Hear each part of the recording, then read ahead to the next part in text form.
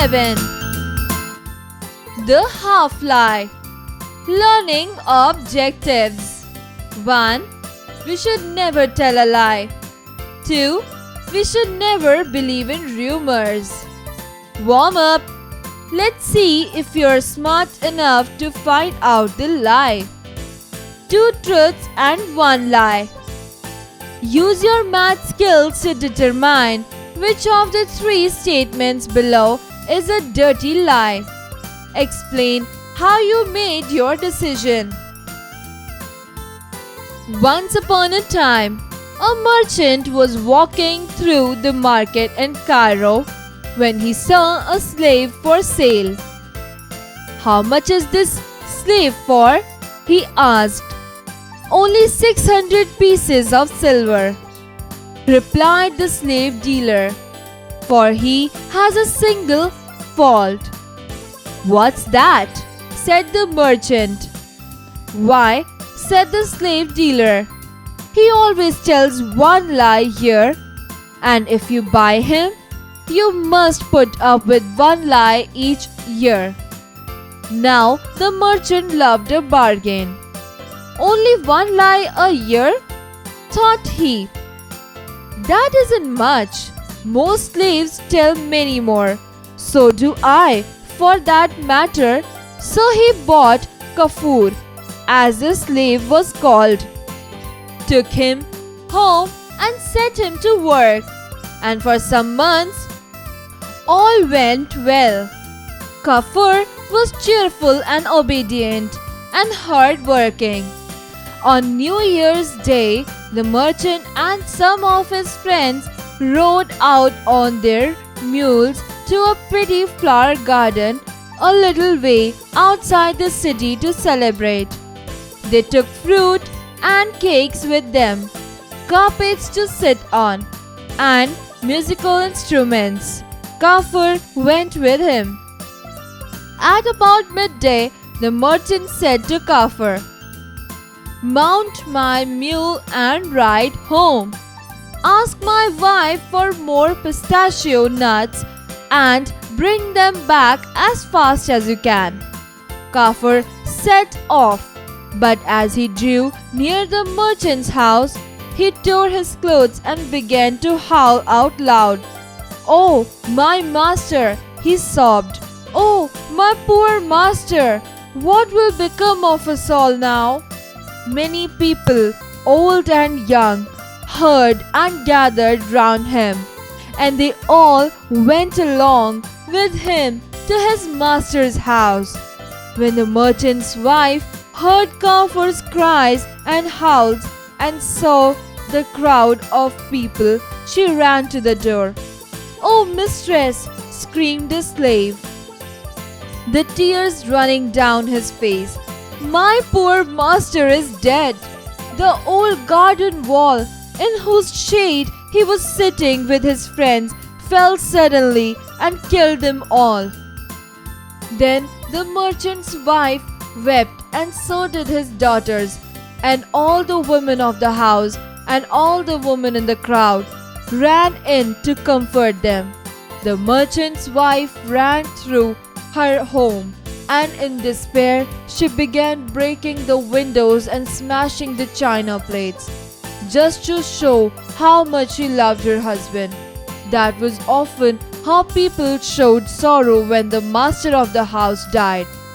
"Come, Kafur, and help me mourn," called out the merchant's wife, and between them they pulled down shelves, broke crockery, tore the rich hangings, and smeared soot on the walls. Bang! Went a blue and gold china coffee pot upon the floor. Crash!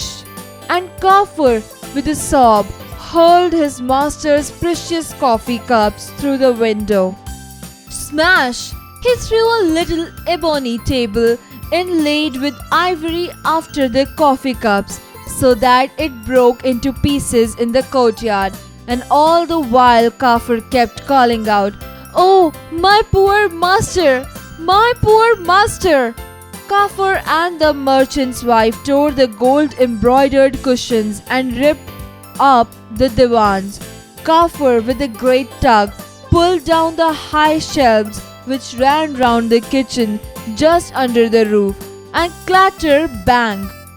All the green and blue china and silver and gold bowls on them fell to the floor and broke. Kafur worked with a will and ran all over the house, till soon the whole place was a ruin, with broken china, soot and torn goods everywhere. "Now," said the merchant's wife, "let us go and fetch my poor husband's body." She ran out of the house with all the people following her, and as they went through the streets, more and more people began to join in. Kafur ran before them all, still howling and weeping and crying out, "Oh, my poor master! My poor master!" Soon he had out distant all the others, so that he got to the garden first, with a huge crowd some way behind. Then, though he still howled and wept, he began to cry out, "Oh, woe, woe! Oh, my mistress! My mistress! Who will care for me now?" His master, who was sitting peacefully with his friends, heard him. "What's this?" said the merchant, standing up and looking very pale. "What on earth has happened?"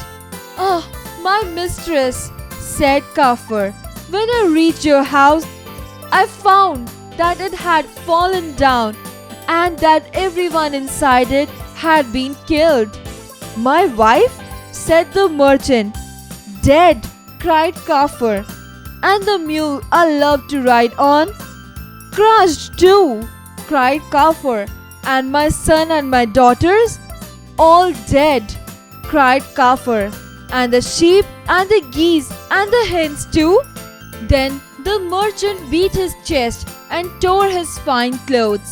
His friends, when they heard, wept too, and they all started off towards the city. They had not gone far when, of course, they met the merchant's wife and family and the huge crowd of neighbors. "Oh, are you safe?" cried the merchant's wife. "Oh, how is it with you?" cried the merchant. "Why, we are all right," said his wife. But Kafur came weeping and with his clothes torn and told us the wall of the garden had fallen upon you as you feasted. "No," said the merchant. "Kafur ran in here weeping and crying, clothes torn and with dust on his head, and told us the house had fallen upon you and that you were all killed." Then they both turned on Kafur, who was still weeping and crying and beating his chest. "How's this, you wretch?" said the merchant. "You won't get off lightly, I can tell you. Just wait till we get home and then you'll have a beating you won't forget." "Oh no, master," answered Kafur with a grin. "That would not be fair. You bought me cheap because I had one fault, and you said you would put up with the consequences of my telling one lie a year. So far, this has only been half a lie. Before the end of the year, I'll tell the other half." The merchant was furious, but all the bystanders agreed that it would not be fair for him to punish Kafur. When he got home and found his house in such a state and so much damage done, he remembered with horror that Kafur had talked about more lies before the year was out. "Do you call this only half a lie?" "Yes, master," said Kafur, grinning. "Why, then a whole lie of yours would wreck a city, or even two. You are not going to tell the other half here. I can tell you, I'd rather set you free. Be off out of my house at once." Find meaning. Huge, very big. Ebony, a hard black wood. Bargain, something offered or bought at less than the normal price. Mourn, to feel and show sorrow because somebody has died. Smear, to rub something dirty or greasy on the surface. Inlaid, filled, set into the surface with different materials. Ivory, the hard white substance that elephants' tusks are made of. Wretch, someone who is unhappy, poor or disliked. Get off lightly, escape without excessive punishment or expense. Consequence, something which happens because of an event of action. Exercises. Creative expression. Tell your story. Can you think of a time when you told a lie? Why did you do it? How did you feel? What happened? Did you do it to get out of trouble, or did you do it to put someone in trouble? Share your story with your classmates. Learning by doing. Read the passage and answer the below questions. A farmer had a cluster of beautiful bamboo trees. One day, he stood before the tallest one and said, "My friend, I need you." "Sir," said the bamboo, "use me in any way you wish. I am ready." Then the gardener's voice became serious and he said, "In order to use you, I've got to split you in half." Then the bamboo reacted, "Split me? Oh no, I'm the nicest bamboo in the garden. Use me in any way you wish, but please don't split me in half." "Well said," the gardener. "If I can't split you, I can't use you." The bamboo went silent. Then it bowed its head and said, "Okay, if the only way you can use me is by splitting me, go ahead." "But that's not all," said the gardener. "I'm going to have to cut off all your branches." "That will be the end of my beauty," the bamboo said. "But if that's the only way I can be of use, cut me down altogether."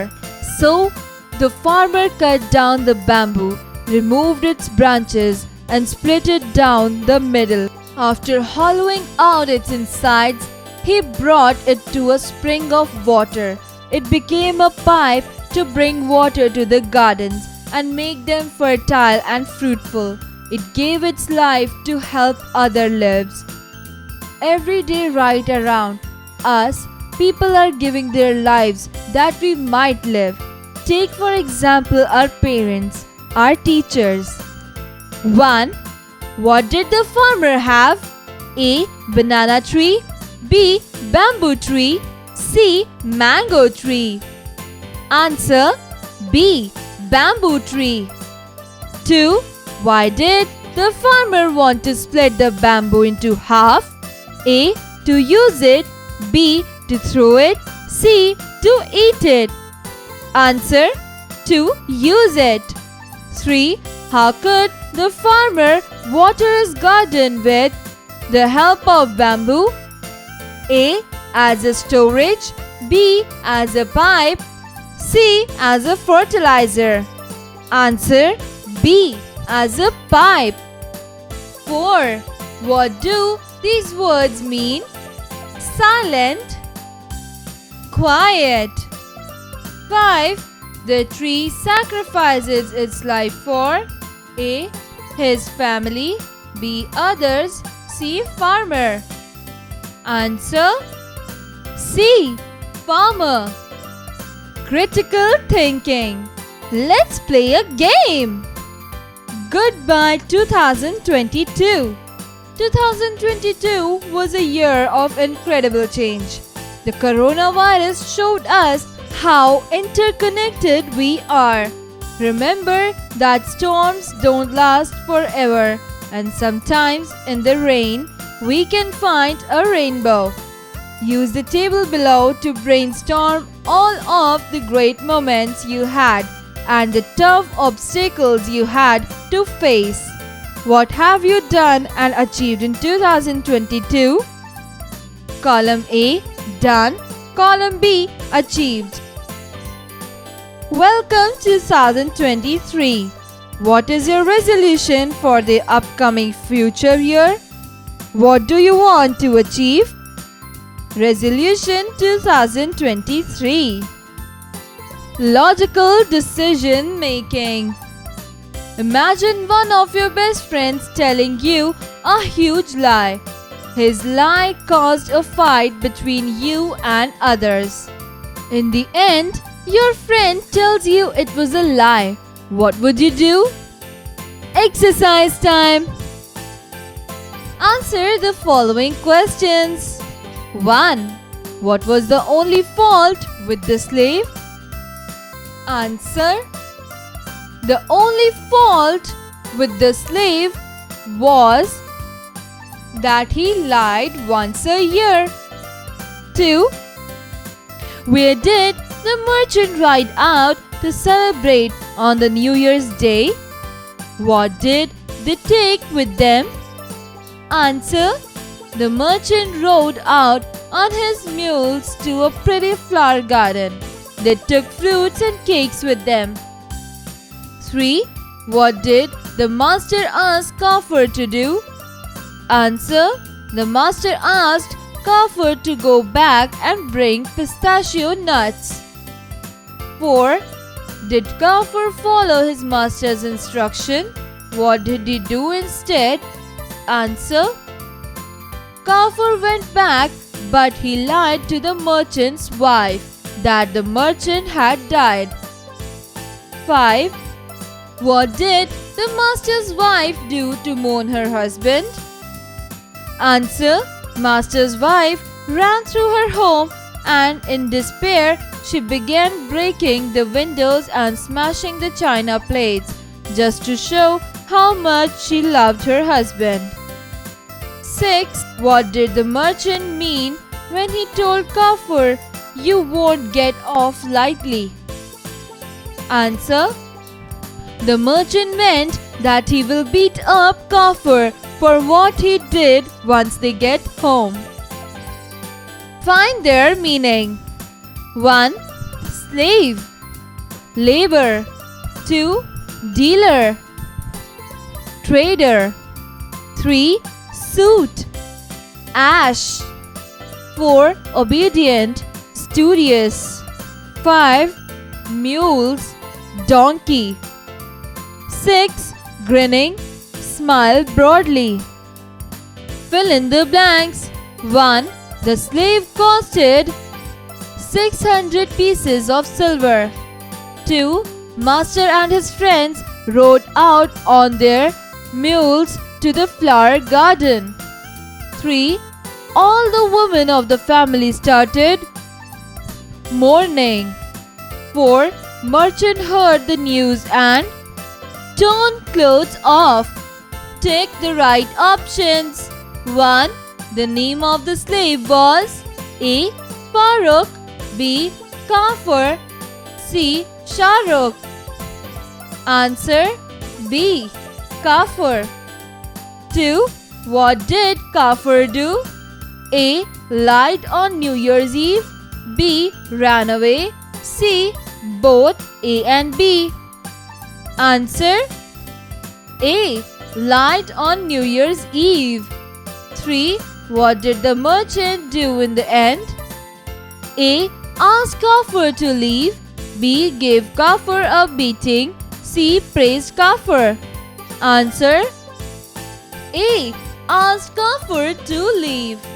Match the following: coffee cup, mule, geese.